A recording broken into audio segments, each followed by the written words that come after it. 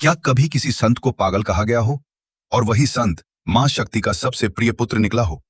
क्या कभी किसी ने शमशान में बैठकर देवी से बात की हो और देवी स्वयं उसे अपना पुत्र मानती हो? आज हम आपको सुनाने जा रहे हैं तारापीठ के उस विलक्षण संत की कथा जिसे दुनिया बामा खेपा कहती है और मां तारा अपना बेटा। पश्चिम बंगाल के बीरभूम जिले में द्वारका नदी के तट पर स्थित है तारापीठ। यह स्थान केवल एक मंदिर नहीं बल्कि एक सिद्धपीठ और शक्तिपीठ है।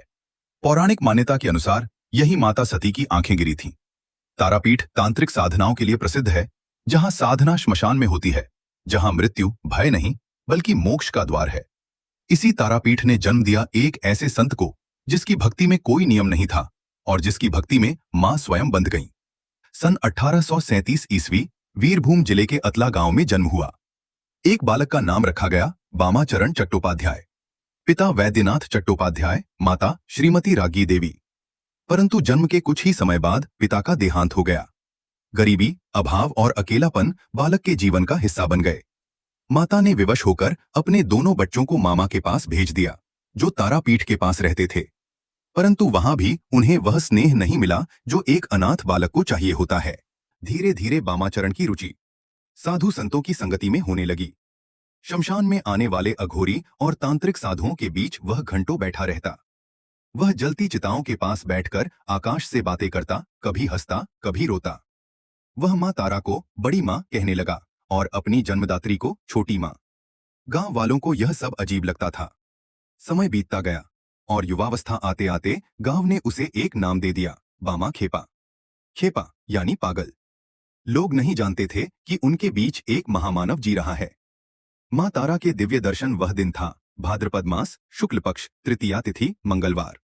तांत्रिक साधना का परम सिद्ध मुहूर्त। रात का समय, शमशान में जलती चिता के पास बामा खेपा ध्यानस्थ बैठे थे।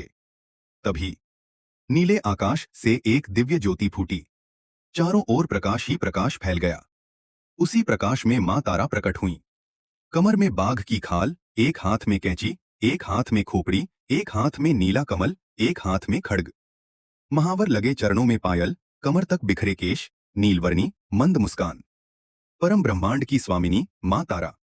मां ने बामा खेपा के सिर पर हाथ फेरा और बामा खेपा समाधि में लीन हो गए। 3 दिन 3 रात शमशान में अचल पड़े रहे। 3 दिन बाद जब उन्हें होश आया तो वे मां मां चिल्लाते हुए दौड़ने लगे। गांव वालों को अब पूरा यकीन हो गया, बामा पूरी तरह पागल हो गया है। परंतु उसी रात तारापीठ की रानी के स्वप्न में मां तारा प्रकट हुईं। आदेश दिया, शमशान के पास मेरा मंदिर बनवाओ और मेरे पुत्र बामा को पुजारी नियुक्त करो। डर और श्रद्धा में अगले ही दिन मंदिर निर्माण प्रारंभ हुआ और बामा खेपा बने तारापीठ के पुजारी। मंदिर में चढ़ावा बढ़ा और पंडितों की ईर्ष्या भी।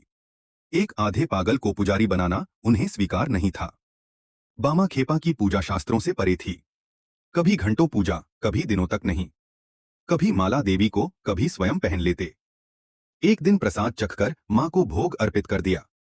बस पंडितों को मौका मिल गया। भीड़ भर की बामा खेपा की पिटाई हुई और उन्हें शमशान में फेंक दिया गया। शमशान में बामा खेपा रो पड़े, मैंने क्या गलती की मां, तेरे लिए स्वाद देख रहा था। रूठकर वे जंगल की गुफा में चले गए। उसी रात मां तारा क्रोधित रूप में रानी के स्वप्न में आई। मेरे पुत्र को वापस लाओ वरना मैं यह मंदिर छोड़ दूंगी। रानी कांप उठी। अगले दिन पंडितों को निष्कासित किया गया। फरमान जारी हुआ, यह मंदिर बामा खेपा का है। पूजा वही करेगा जिस विधि से वह चाहे। लोगों ने अपनी आंखों से चमत्कार होते देखे। कहानियां फैलने लगी। कोई कहता कि कैसे वो उफनती हुई नदी को एक लाश पर बैठकर पार कर गए, तो कोई बताता कि कैसे मूसलाधार बारिश के बीच भी उन्होंने भोज का आयोजन किया और प्रसाद पर पानी की एक बूंद तक नहीं गिरी।